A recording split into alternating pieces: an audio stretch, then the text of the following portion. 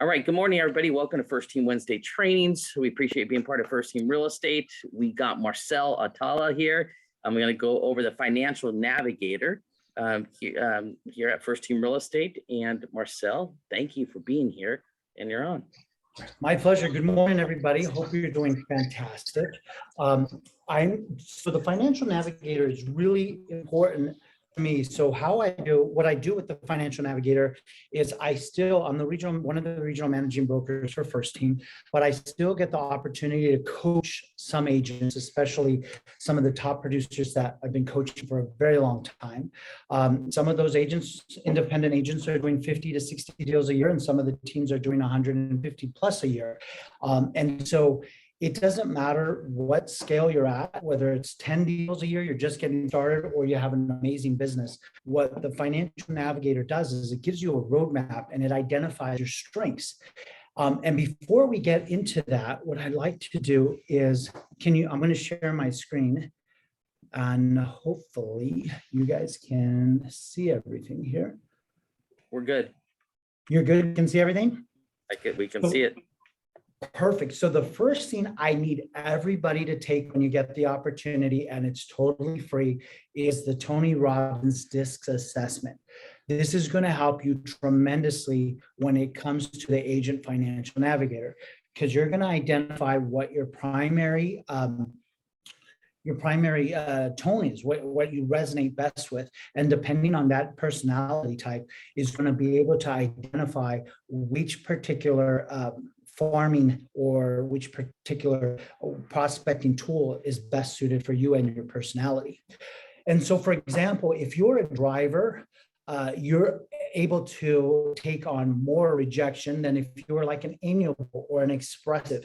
So depending on your personality type is going to be able to measure your rejection, which is going to be able to help us determine which prospecting is best for you. So I highly, highly, highly recommend you take this.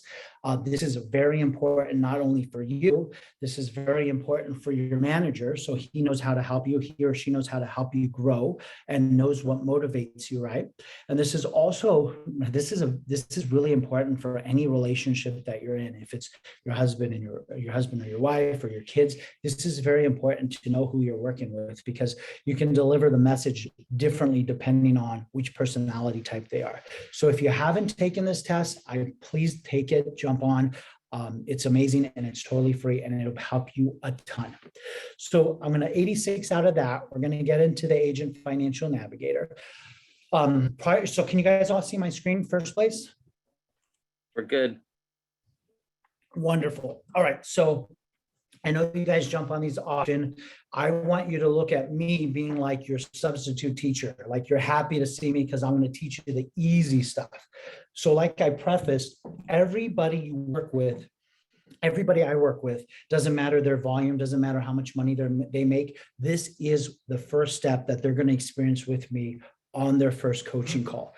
So the first thing I do is I ask them to take the DISC test. I can identify their personality traits. That's number one. Number two, I have them go to the roadmap. When they get to the roadmap, great, bear with me. When they get to the roadmap, I have them go to goal setting and dream sheets. And the reason why a dream sheet is very important, and it doesn't matter what anybody says, nobody does this for the money. They do it for what they can do with the money, whether you're having your kid go to an amazing university, whether you want to pay off your mortgage, whether you want to drive a dream car, whether you're looking at retirement, it's always about the why. And there might be 100 of you guys on here. Every one of you guys has a very, very, very different why. So it's very important for you to hold yourself accountable, or your manager or whoever coaches you to have them hold you accountable based on your why. Because if I notice that you're not doing the activities that you're supposed to be doing in order to achieve your goal, either quarterly or yearly, if you're not on track, I'm not going to say, hey, Greg, listen, man, you're not doing what it needs to do. You're not making the calls. You're not sending out the emails. You're not making out the contacts. You're not creating the events in your farm.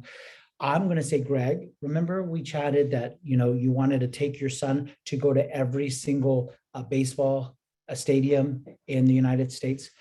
Yeah. How are we looking on that?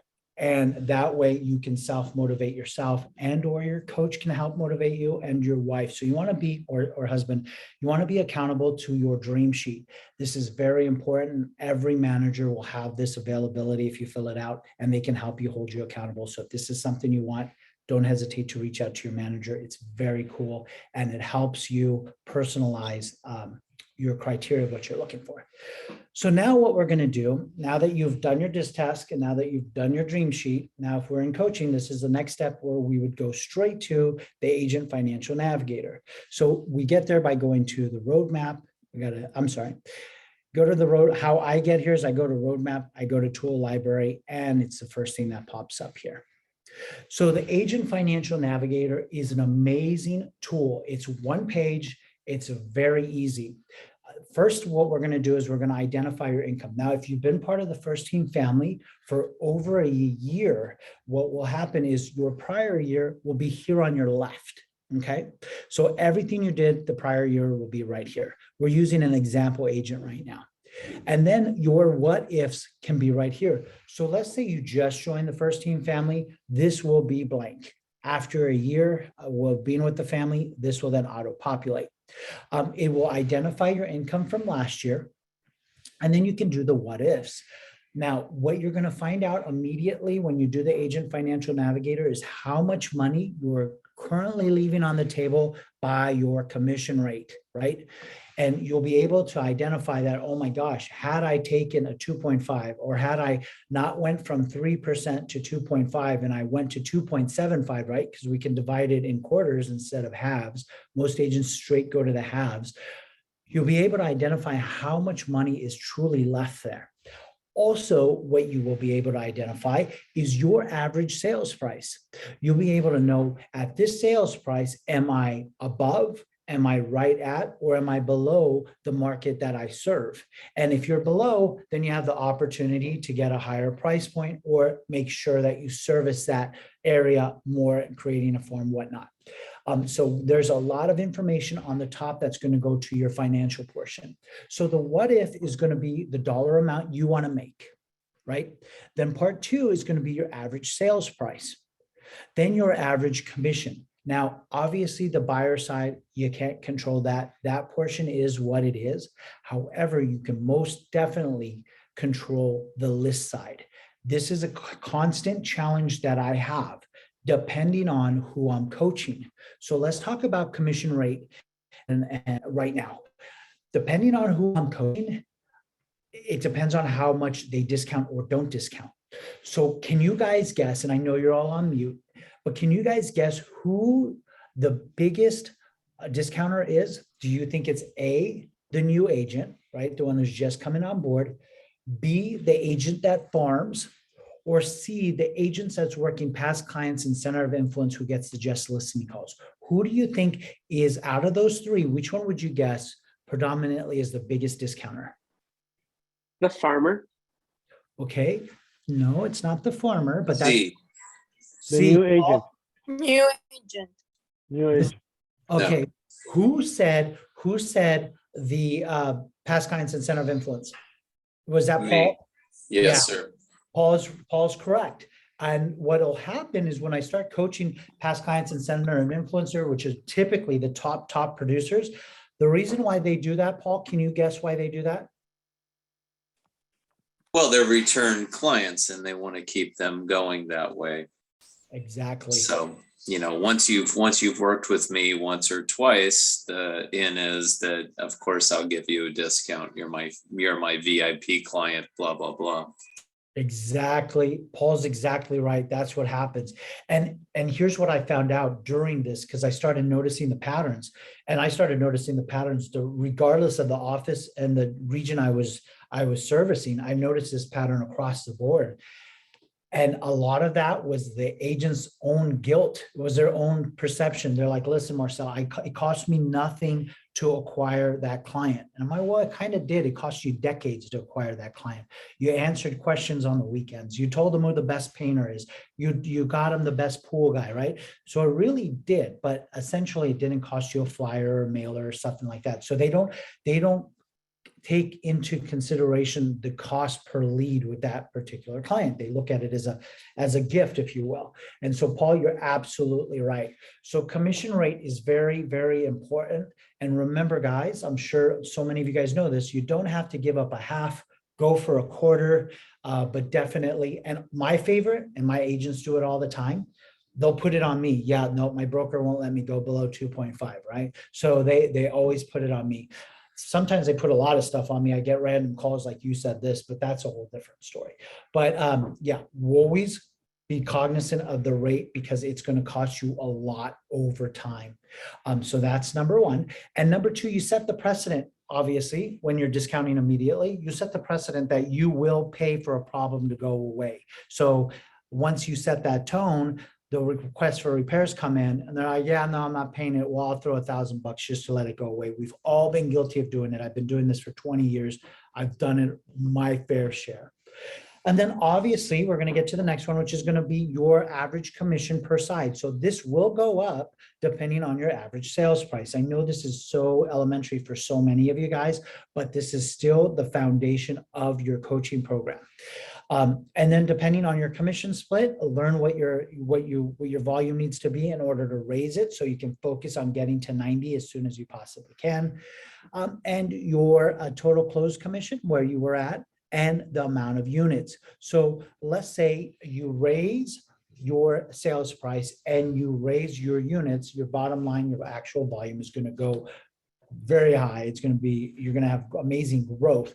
But what you want to do is you want to compare yourself to where your farm is, again, with that average sales price. You don't want to discount and you want to raise the amount of units. So now we're going to get into the fun part, your preferred method of prospecting. We've identified your goal. We identified how many units you want to sell, the average sales price. If we need to work on the commission, perhaps discounting or not discounting. We chatted about focusing on getting paid up to 90% with first team, figure out how much more you need to sell to hit that volume. Now we're going to get into the fun stuff. All right. So this is what the managers look forward to working with you. This is my favorite part of when I was a manager. This was absolutely my favorite part. So once we identified your disc task, right? Whatever you may be, you're going to have a primary. Like for example, you guys all know these two people. All right. Cam Mirage, is he a driver? Is he expressive? Is he analytical? What would you guys guess he is?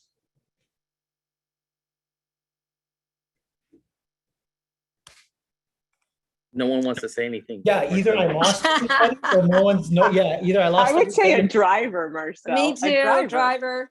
Okay, Everything. he's everything. You know what?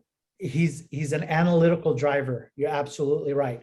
So the first, his primary is analytical. So he has a system for everything. He dissects everything. He's very strategic, right? So he's analytical first, followed by a driver. How about Michelle Harrington? What would you guys guess she is? Driver. Driver. Yeah, 100% driver, expressive, right? So for myself, right, when I get to deal with both of them, if I have to deal with both of them at the same time, it's very challenging because you have in essence, you have two different presentations that you have to morph. But if I'm dealing with Cam, for example, if he was my client or the person I had to sit in front with, I would have to give him the overview of what I'm trying to achieve. Then I have to dive down on how I'm going to achieve that, right?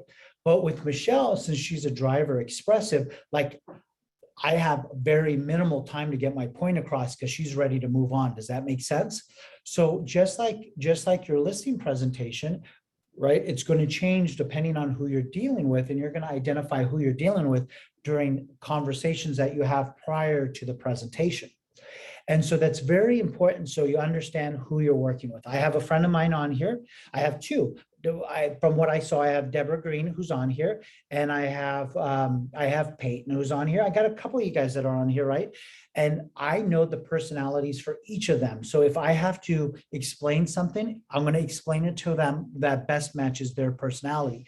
Peyton is a level 10 expressive, right? So I'm going to share with her the fun stuff and all that stuff. And then I'll email her, or we'll get to the back end stuff later, because that's how she is.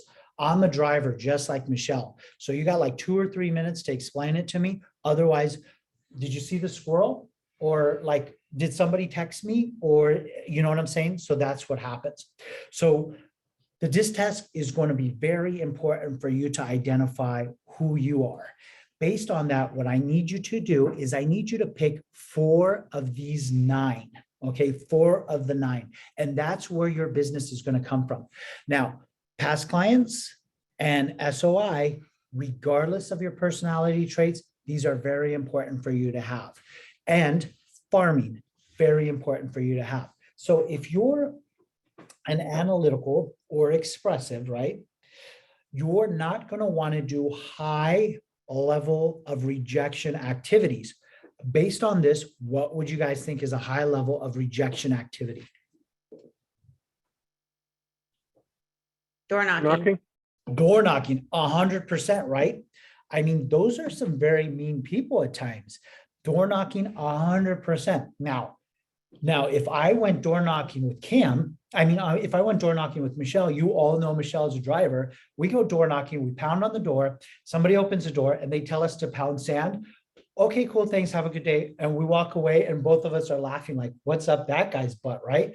But if I went with an expressive or an analytical and knocked on the door and they told us to pound sand, it'll be like, wow, I really don't want to knock on the next door, man. These guys are brutal, right? So it kind of depends, and there's no wrong personality. But if you're not good with rejection, which certain personality types aren't, then what you're going to want to do is you're going to want to do more softer, which is less rejection, which is going to be past client center of influence, which is going to be farming. The difference between retail and sales. So retail, they're coming to you. They're coming in your store. That's going to be an open house, right? That's going to be a past client center of influence event. That's going to be perhaps online lead gen when they're calling you. Those are all retail. You're going to have to do more of the retail, right, than you would activities that are more rejection based. And the reason, and there's nothing wrong with either way, it's just you're going to have to do more of them. So past client events, center of influence, staying top of mind, right? Farming is going to be super easy for you guys. Now, for people who are drivers, you can do a door knocking, right? You can do expired listings. Those are amazing to call, aren't they? Cold calling, that's a lot of fun, right? So depending on your personality trait, we're going to identify the 4. And what we need is 4 of them that you can dominate, that nobody can do better than you. So let's take the first one, for example, past client referrals.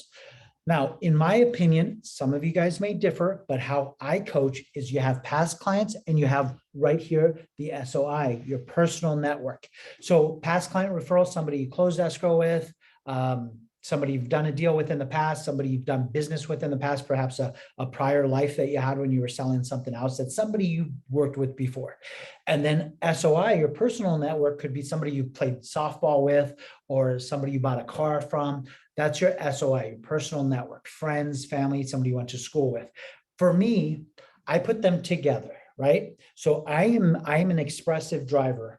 My wife is a analytical expressive. So you ever heard the saying opposite attracts? My wife is level 10 opposite of me, like level 10. If I see a cool ad for a car, like 2 or 3 days in a row, guess who's getting a new car? Me. Guess who's stopping me from getting a new car? My wife. She's going to say, babe, gas is $6 a gallon. You really want this 3 mile per gallon truck? Yeah, babe, did you see the commercial? Like, it'll teach me how to rock climb, right? Because it just makes sense to me. And so she's the analytical who's going to measure everything out, right? I'm the guy who just gets it done or tries to until she says no. So what we want to do is we want to have 4 of these, and 25% of your business is going to come from each of them. And past clients and center of influence should be 1. So if you identify right here on the top, the number of transactions that you want to do, this was 20, but let's say you want to do 60 deals, 60 units a year. How many people do you have to have in your CRM that know you, like you, and trust you on average?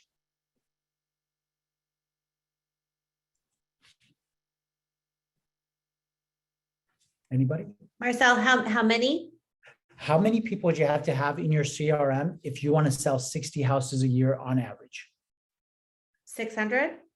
Exactly. Exactly, Peyton. You take your CRM, figure out 10%, that's going to be your turnover. Now, the only thing you have to do, if you have 600 people who know you, like you, trust you, Peyton, you're going to sell 60 houses a year. If you're dripping on them, if you're doing the quarterly events, if you're doing everything you need to make sure that you're top of mind. The only thing you're going to have to figure out is how many people have left the state, right? We have a little bit of that challenge. How many people have died? So what's going to have to happen is you're going to have to identify how many people are leaving your CRM, leaving the state, or have passed away. And that's what you have to focus on a year, replenishing those two. So past clients for me and center of influence goes together. My wife's entire business, which she fluctuates from 45 deals to 60 deals a year, depending, is based on her CRM, and she's constantly nurturing and she's constantly filling it in. So past client center of influence, regardless of your personality, is amazing. That should be 25% of your business. Farming. Let me share with you guys farming. There's a lot of you guys on this call that have been to the Hall of Fame, and you've experienced how amazing that is and how much fun it is. If you've been with First Team prior to COVID and you took part in the Hall of Fame, you know the gowns were amazing. The ladies and gentlemen looked amazing. Well, one day I'm at the Hall of Fame and I had to go and schedule. It's kind of like a wedding for managers. We have to figure out where everybody sits and who likes who and whose wife doesn't like whose wife. It's kind of like exactly like a wedding, right? So I'm putting out the name placards and Cam walks by, and it's early, way early before the event starts. And I say, Cam, there's 20 people who sit at a table. And he's like, yeah.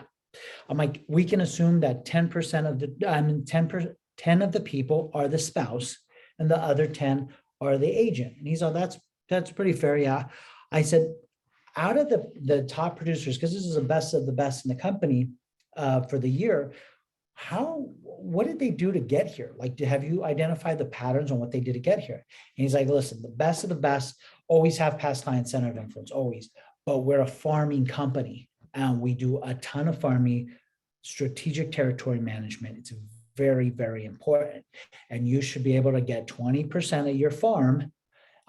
If you can gain 20% of your farm, and you guys have killers in the company like Philip De Matteo. I heard he has like above 40% capture rate in his farm, which is amazing. But strategic territory management is very important. That should be part of 25% of your business as well. Now, what we want to do is identify which ones are best. The ones that I'm giving you are the lowest hanging fruit, the one that will work with any personality. So we have past client center of influence, and we have the farming. Next one with the farming would come open houses. If you do this correctly and you create a system, you'll be able to systematize 4 of these 9, and you'll be able to get all your business and all your goals met. And so what we want to do basically is identify the 4 here, 25%, and then we need to work on your closing ratios. What does a closing ratio mean? Your past clients and center of influence, we want all of the closing ratios to be at 90%. Does that mean that when you go on a listing appointment, you're going to get 9 out of 10? No. What it does mean is that you have the ability to service 9 out of those 10 people. And based on that meaning that 9 out of the 10 people that you've been nurturing are going to call you and say, hey, Peyton, I'd like to interview you. We're thinking about selling the house, or hey, Peyton, come take a look at the house. That's what I'm talking about, is your closing ratio. You need to be top of mind, and that's what we're going to look at that, and that's how we're going to identify that. So based on that, what you can use your managers. Obviously, you can use your managers, you can use your assistant managers, you can listen to top producers in the company who've done amazing jobs with the farming, like Philip De Matteo, who has an amazing close rate on farming. And what you want to do is get it to 90%. So based on this, we can go, let's say, for example, 25%, closing ratio, 90. And then we know we're going to do farming. We're going to go 25%, closing ratio, 90. And then let's say we're going to do open houses, which let's, for numbers sake, we'll use 25%, even though we know we're not going to get a quarter of our business from open houses, but it is going to be part of everything we do within the farming. And then we can do a past client center of influence, 25% at 90. And here's where the numbers get super real. So in order for you to hit the 20 deals, you have to have 22% A leads, right? 22 A leads. However, for you to do it year over year with no peaks and valleys, this is the number you have to have in your CRM.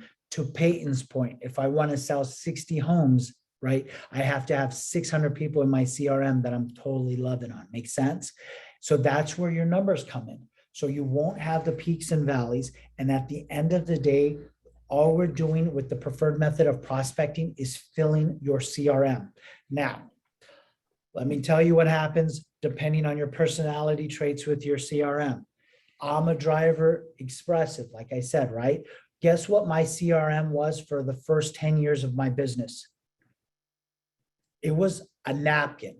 Like whatever was around for me to write on. It was a napkin, it was a notepad. Sometimes it was my Palm Pilot, which was actually my palm. So that's where, if I could do it all over again, everything would go on the CRM. I would have the app like you guys do, the KV Core, and just enter it in. Your CRM is gold. Now, what I will tell you, and I'm super excited to kind of tell you about, is Cam has been working on some amazing things to help you guys with territory management that should be coming out here hopefully soon, but it's going to be amazing opportunities. I'm super happy that you guys are all aligned with the company, because there should be no reason why you guys can't geographically kill it in a farm. But at the end of the day, whatever your preferred method of prospecting, please note that the entire goal is to fill your CRM. So based on the top, right, units, that's how many people you need down here in order to achieve it. All right. So like I said, my wife, I use her a lot. She's one of my agents that I coach, obviously. My wife has her CRM dialed in. She's selling the 45, 50, 60 houses a year based on her CRM and her CRM exclusively. She'll do an event every quarter for them. She sends out a mailer telling them what the market's doing. She sends out a newsletter using the wire. Everything she uses is first team sponsored. Every single system she has is first team sponsored. She does not pay for anything, guys. Everything from marketing, everything is first team. Obviously, if she needs to print something from Lucid Press, she uses that, but she's super organic with first team. And she'll leverage a lot of the first team opportunities. Golf tournaments, she'll invite her clients. So wherever there's opportunities, she leverages them. And that's basically, at the end of the day, all you want to do is use this system to build your CRM. But it all goes down to what you're most comfortable with. One of the best things about Cam is he identifies the person's strengths and then he plays to their strengths. And so what you need to do is play to your strengths. You need to identify where your strengths are in your personality test, figure that out on your preferred method of prospecting, how that's going to achieve your monetary goal based on your why, which is the entire reason why we wake up, right? Do we wake up to go to a home inspection? No. Do we wake up to go to an appraisal? No. Do we wake up to go show properties on Sunday because they have to see the property on Sunday at 2 o'clock, 9 o'clock's not available for whatever reason? You do this for your why, your family, college, retirement, whatever your why is. Make sure that's always the foundation. Then you have the numbers here, and now you have your entire roadmap. All you need to do is systematize these 4 prospecting methods, and you are set. Any questions for me?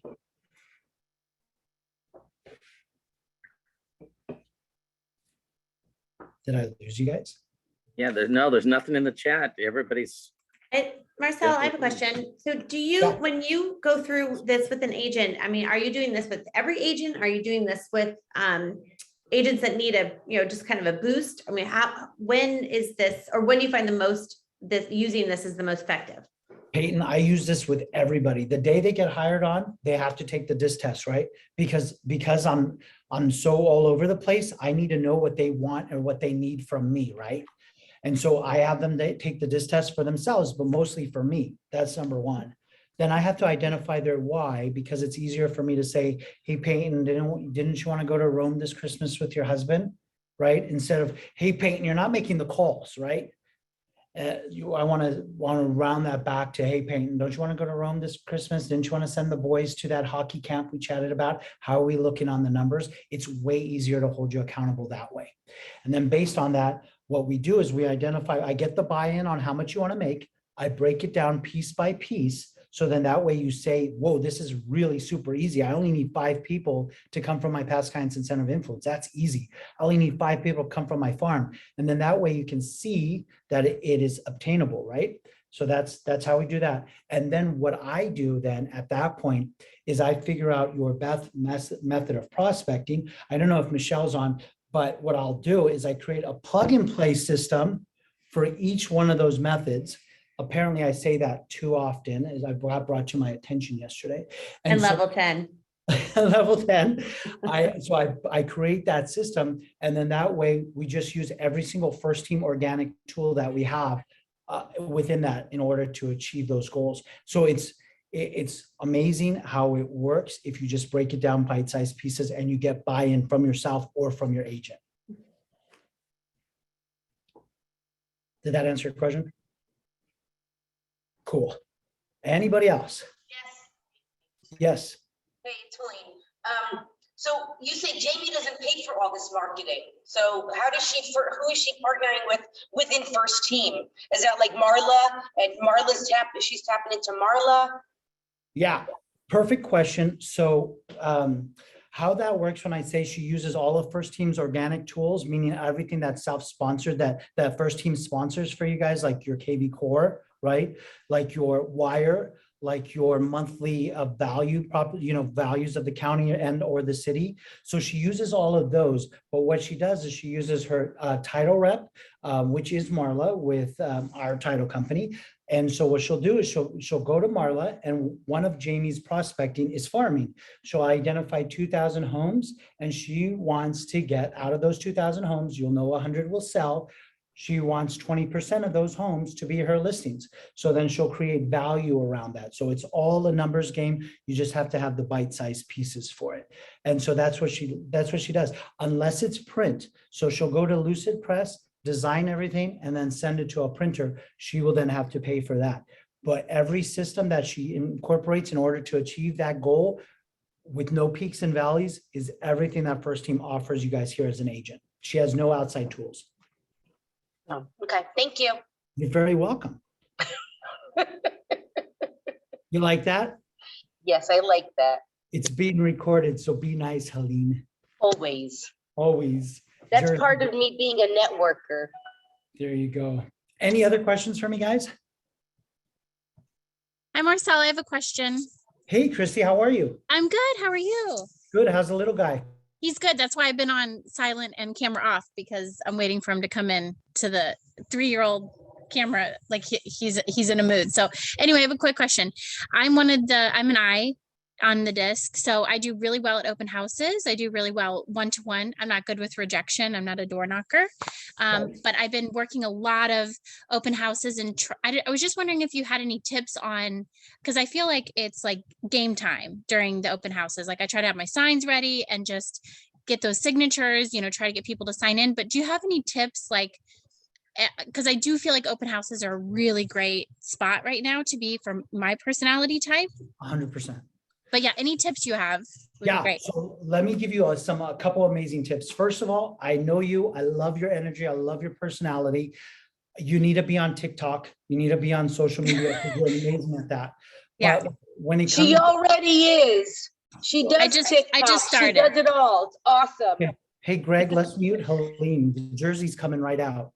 But no, I'm just joking. So Chrissy, what you want to do is you want to create QR codes, because you got to know that when people come in, like let's say Helene came in and she's a buyer, that most of the time won't be the perfect home for her. However, what you want to be able to do is you want to be able to flip them. So create QR codes going back to your KV Core site. But most importantly, you have to create the spin and the dialogue where, hey, Helene, if this doesn't work with you, I work with First Team. We're one of the largest in Southern California, and we have a ton of off-market inventory. I'd love to share that with you. And by the way, that will work even if they're working with an agent. Because if Helene comes in and says, hey, I'm working with an agent, Helene, I appreciate that. I have access to 1,000 homes right now that aren't on the market. How about you use them for the retail side? And if I send you something that's not on the market yet, you use me for that. Is that Okay. fair? They're not going to be able to provide you that anyway. So is that cool? And then that's how you're able to almost capture everybody. But Okay. what you want to do, guys, if I can just dive a little deeper into that, when you're doing an open house, you only want to have 3 to 4 buyers. Have them all sign a buyer broker. I always did. My first day of real estate, somebody told me, Marcel, you can make more than a doctor and attorney, so act that way. I had every one of my buyers sign a buyer broker as soon as I provided value for me to ask for it. And that way in my head, a buyer broker to me was exactly like a listing. I had a contract to find them a home. Because What's the value, Marcel? So I have a Ah. buyer that I've been working with for a year. He goes on my KV core. I mean, every 5 days he's looking at properties, but lately he's been falling off and not answering my texts or my calls. So I'm kind of like, where's the at what point where does the value start? Where you're like, you need to sign something, basically. 100%. Great question. So what will happen? You guys know that 95, 99% of agents are going to say, hey, let me get your name, number, phone number. I'm going to put you on an auto drip from the MLS, right? Mhm. What I do is I go show them 1 or 2 houses, get to know them, know if I even want to work with them. Because remember, I can only work with 4 buyers. If I wanted to work with you, I bring you back to the office. I put on the TV, the MLS, and I say, listen, Chrissy, there's only 3 to 4 houses on average that are ever going to match your criteria. We saw them. None of them work for you. I can do what 99% of agents do, right? And set you up on an auto drip. You're going to see the house on your phone before I do, or perhaps on Zillow before I do. And I'll show you. So I'm essentially an order taker. Or what I can do is identify what's important to you. Single story, 3-car garage, pool, RV parking, whatever it may be. Then I'm going to contact my title rep. I'm going to identify the homes in the geographic area that would work for you. And then I'm going to see if any of those folks want to sell. So do you kind of want me to go out there bird dog for you? Or do you want me to sit there and wait for somebody else to go take the listing? What would you like me to do? And if your answer is, I want you to go bird dog for me, perfect. I need you to sign a buyer broker. This is you're hiring me and retaining me for my services in order to do that. Make sense? Yeah, that makes sense.